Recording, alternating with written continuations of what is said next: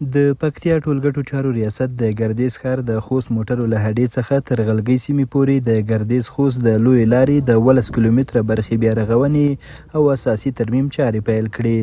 د مسؤلینو په وینا د دې پروژې لګښت د ټولګټو چارو وزارت له لوري ورکول کیږي چې څه باندې 122 میلیونه افغانۍ ده. سرک تر چوروي سي بیا د خپل کور څنګه لګتایم نه څه پاتې وګو په سرک دی خو رواني حکومت یې جوړ صحیح ده چې حکومت لوی جوړ کړ سلوګونو کیلومتر یې جوړ کړ دالاس غاز خو کوم کوشش وکړ افغاني دی وطن یې په دې یو متر سرک باندې $500 لګي لا یو 25 متره په اوږدوالي استنادي دیوال منظور شوی ده دا به پکې جوړیږي. یو پیا پل پکې په اساسي توګه به انشاءالله جوړیږي. قرارداد او بودیجه د افغانستان اسلامي امارت د مالی وزارت انکشافي بودیجې څخه ورکول کیږي.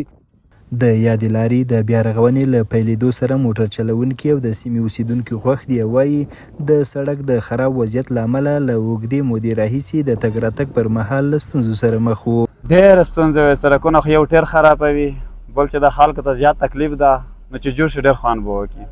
ځایي اوسیدونکي له مسؤلینو غواړي چې د سړک چارې په معیاري ډول او ټاکلي وخت بشپړې کړي. دوی همداراز د ګردیز خوست سړک د دوه لینه کېدو غوښتنه کوي څو د تګ راتګ اسانتیاوې ورته لا زیاتې شي.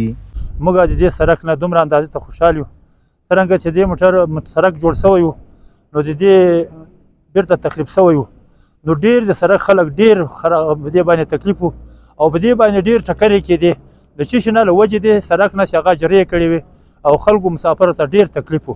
موږ ډېر په مشکلاتو کې وو، مریضان په دغه روډ باندې ډېر په مشکلاتو کې وو، ډېر جام کډه یې لاره نو د دغه امارت نه مې ډېره هیله دغه ده چې موږ ته باید ولاینه جوړ شي.